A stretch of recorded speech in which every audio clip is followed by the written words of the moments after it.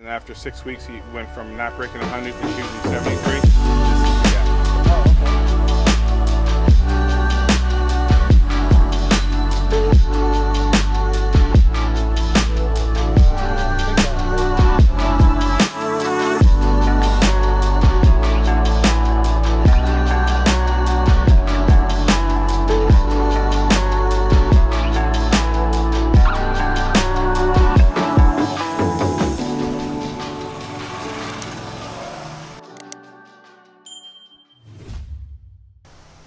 So we're doing a playing lesson here with Dave Harvey, one of my students who's improved probably about 10-12 shots in he's improved about 10-12 shots in the last 4 or 5 months, and he wants to do a playing lesson to see what's going on the golf course versus when he hits it on the on the range. So he just had a record-breaking 9 holes for himself last week where he shot 38. Which is very good for him, really good for anybody. And so we're really going to see what's going on mentally, physically, that what's going on the golf course is comes from the range to the golf course and back and forth. So when I'm working with him, I can have a better sense what's going on. We've played before, but I wasn't really paying attention because it was about playing. This is more about him, and if he has any questions on the golf course, what to look for, how to look for, how to dissect the golf course when you're on the golf course. So this is Dave right here. We're probably not going to put him on blast. We're probably just watching him hit a couple because he's new to this. I'm not. Okay. So what do you see here in this golf course, on this hole here, knowing the hole? Well, I know it's a dog leg right, so I don't want to miss it left. I want to stay to the right of the fairway. That'll give me a shorter and cleaner approach to the green. Okay. So do we have a big target or a little target that we're looking at? Because when I dissect a hole, I look for a very small target that I'm trying to hit. So if I miss small, it's still okay. Right. Aim small, miss small. So, like for instance, as I'm looking at this, I agree with what you're saying. It's going to go dogleg right, but I also see that the fairway slopes to the right if you hit it far enough. So you see that big tree all the way through on the other side of the bunker? If that's your aiming target, if you slightly pull it, it's okay. If you slightly push it, it's okay. That make a little bit more sense? Okay, so now it's just taking cover, practice makes you feel comfortable, and the only thing you want to do is make sure that you make solid contact. Okay. I'll let you go first. Excellent.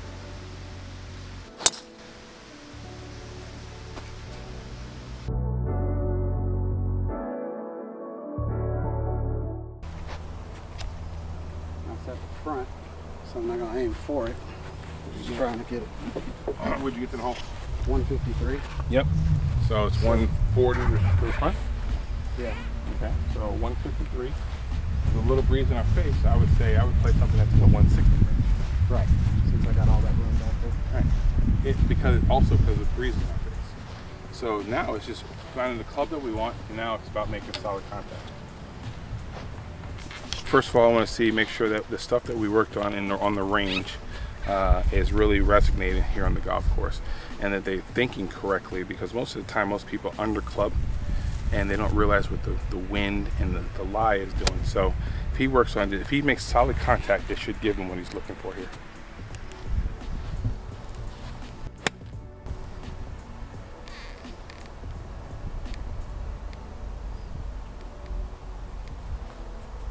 Perfect. Ball high? Yep. Get high. I got little balls out of the rough, a ball above my feet, or a little uphill lie, a little wind in my face, but the pin is at 103 yards, and there's really nothing in front of me, between me and the flag. So I'm just really going to try to make solid contact here, because you really didn't get to warm up. So it's really about, and it's hard to make sure everything's working correctly. So I'm just going to really try to, if I can hit this inside 20 feet right now, I'll be happy. I'm going to aim at the flag, but if it falls a little bit right because of an uphill lie, I'll be okay with that.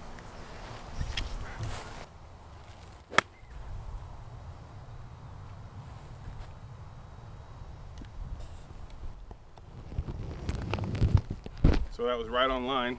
Didn't quite hit it as much as I wanted, but it ended up being right about 20 feet. But it's about this, what's the right pace? And since this is your home course, you probably have a better idea what the speed is, okay?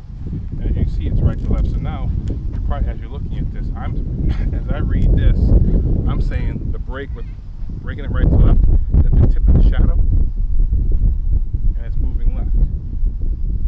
That far? I would say maybe at the middle of the shadow at the most, because it's going to move left. Does that make a little bit more sense? So you want it breaking into the hole.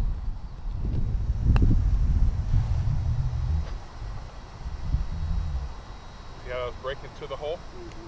Just the way we want it. A little bit of right to left. Okay. Not too much. About a golf ball outside. I like that read. Now it's all about pace. The number one thing now is make sure you get the right pace, not worry about hitting it online. Get the right pace, it'll give you what you want.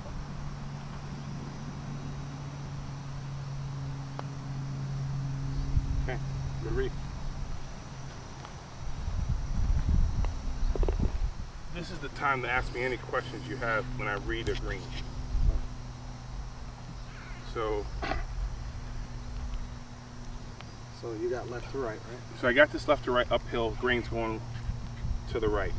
So if you look at it, I have the line on the ball aimed at the middle of the hole. The reason why for me, I visualize things not in lines, but more in curves.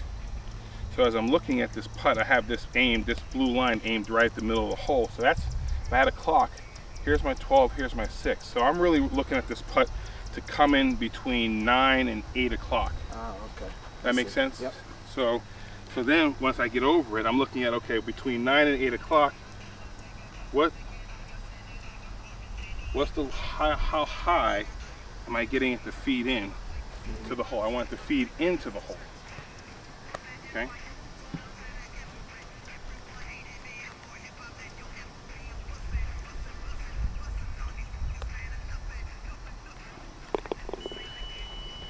To feed into the hole.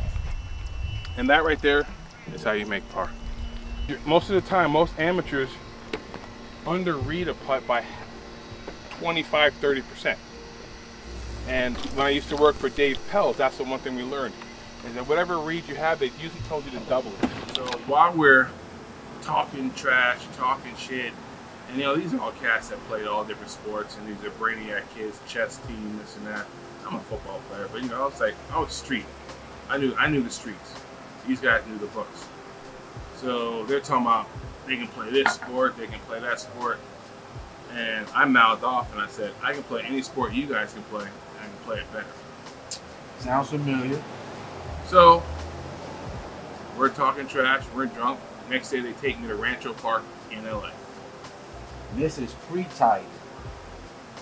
Tiger is a junior. No, he's on the scene, but nobody really knows who he is. Public, Black America don't know about it. Right. The golf world knows about it. Right. Got you. All right. So I remember going to Rancho Park. We're on the top of the range, and they're showing me how to grip it. But they didn't realize my pops played golf. I didn't tell them that. Mm-hmm. And so they're showing me all the basics, how to grip it, how to hold it. And I remember the first time I hit a shot solid, I hit an 8-iron about 125 yards. And I'm like screaming, and they're like, yo, you can't, you gotta keep. I was like, what the fuck? Yeah. I just hit this perfect. Never knew it. I didn't know what the hell I was doing. Yeah. What did it feel like though when you hit that 8-iron? I still don't know, because you don't know when you hit it. When you hit it good, you don't know why you hit it good. You don't know why you hit it bad. Yeah. And that was always the frustration for years: why you hit it good and why you hit it bad. So we went out and we played, and there was 7 of us. And we had a couple tee times. And my first round of golf, I broke 90. Get the fuck out of here. You lying on my podcast. I'm not lying on your podcast. And do not lie on the first episode. There's 6 other people that can verify this. So your first time playing, with no gimme, no pick that up, you broke 90. Mm-hmm. Now, I'm not saying I hit great shots. Nah, but if you're 90 yards out and you top it and it rolls all the way onto the green, brother, or you're putting it, yeah. breaking 90 is breaking 90. The scorecard don't say dribble Right, or none of that. exactly. It just say 4 or 5 or whatever. And the crazy part is they used to play the LA Open at Rancho Park. Wow. Yeah, that was my first round of golf ever.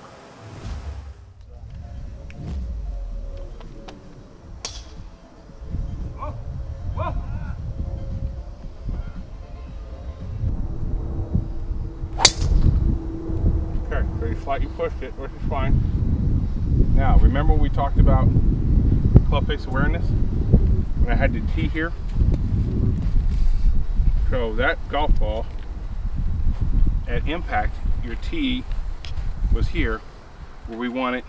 If we set it here at address where this tee is, at impact we want to try to get it back in that same position. Yours was here, and that's why the golf ball went right. So now you understand what makes the golf ball do what it does. So when I'm playing, pretty much all I really care about is after I'm worried about as the club is coming down, getting this tee here. That's all I care about there. That's all I'm trying to achieve. That's it. And if I do that, it'll give me what I'm looking for.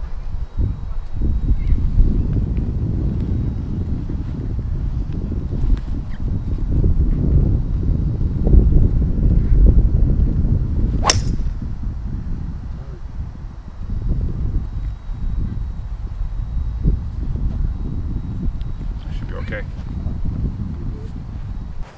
So we're aiming at the left edge, just maybe 5 feet left of the left edge of the house. In the middle, right at that tall palm tree. Solid contact. You should go up in the air. Okay. So it's all about solid contact here. Take your practice swing.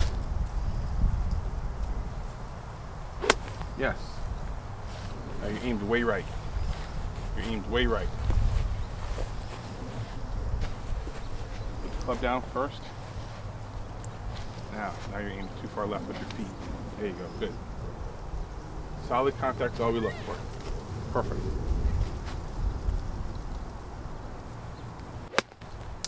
Perfect. Look at that.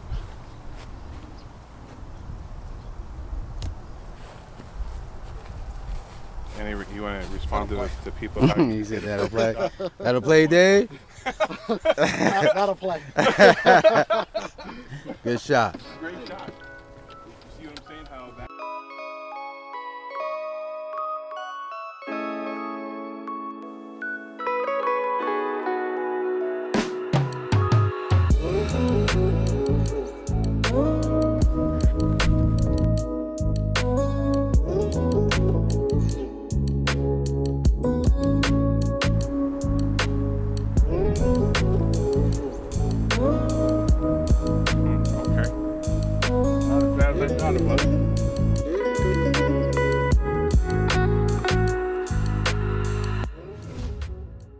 When I was in college, my junior year in college, there was only 2 African Americans in D1 golf. So first of all, we got to talk about your college career because you went to a D1 school and you played with some pretty notable golfers that the world knows. But if we backtrack how that even happened, so I used in the military, I used to practice with this cat named Joey Neff who played for UNLV.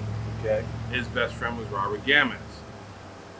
So we used to play a lot of golf together, and Joey, I used to practice, and he used to beat the living tar out of me on the golf course. I mean, I'd shoot 74, and Gammons is shooting 65 like it was a drop of water. Ended up being, college player of the year, winning multiple times on the tour. Joey was his best friend. So Joey comes up to me. I'm playing pretty solid, at least I think so. And he tells me, hey, if there's a tournament, I think you should play in. It was a Las Vegas City Amateur. Okay, so I signed up for it thinking nothing of it. It's a Saturday, Sunday, 2-day event. And I career it, and I shoot 5 under for 2 rounds. I shoot 69, 70. And, I mean, that finishes 15th, 16th. You had Hub going, and you had all these guys who really, I think 13, 14, 15 under par won it. But these college coaches were there and scouts were there, not knowing this, and nobody knew who the hell I was. They had never seen me, never heard of me. Who is this guy we never heard of? And he has 4 years of eligibility. Oh yeah, you great get a scholarship, homie. And that's what happened. Welcome to the team. Exactly. Oh, So welcome to the team. So the crazy part is, right at that time, President Bush Senior, of course, yep. was having a reduction in forces for the military. So certain career fields were offered to get out early, and I already been in for 4 years. I signed up for 6. So if they were gonna let me out, my thought was, why do what I'm doing, going through all the risks that I have to go through, if I can get out early and be done and still get all my benefits? So I took a shot in the dark, took it, had some offers, went on recruiting trips, and then my mom's words caught up to me. School is important. School is important. And because of my GPA in high school, couldn't get in anywhere. So I had to go to junior college. So I go to a junior college, Saddleback in Mission, California, and I played there for 2 years, and I was an All-American, made the Hall of Fame there, which you've seen on the board.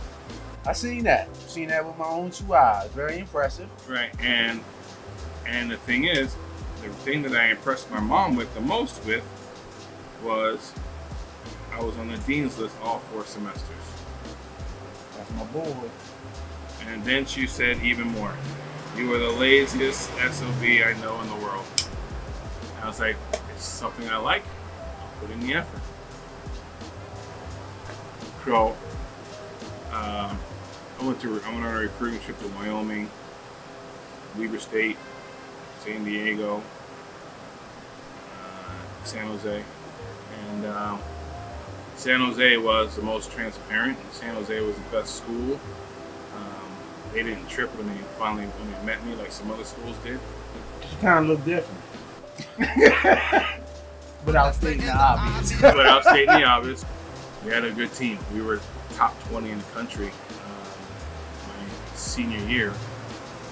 My senior team, we had Steve Woods, Brian Tucker, Justin Wright, myself, John Dauphin, Aaron Oberholzer. I know him. I know Aaron. So Aaron was actually my roommate. He was a freshman my senior year.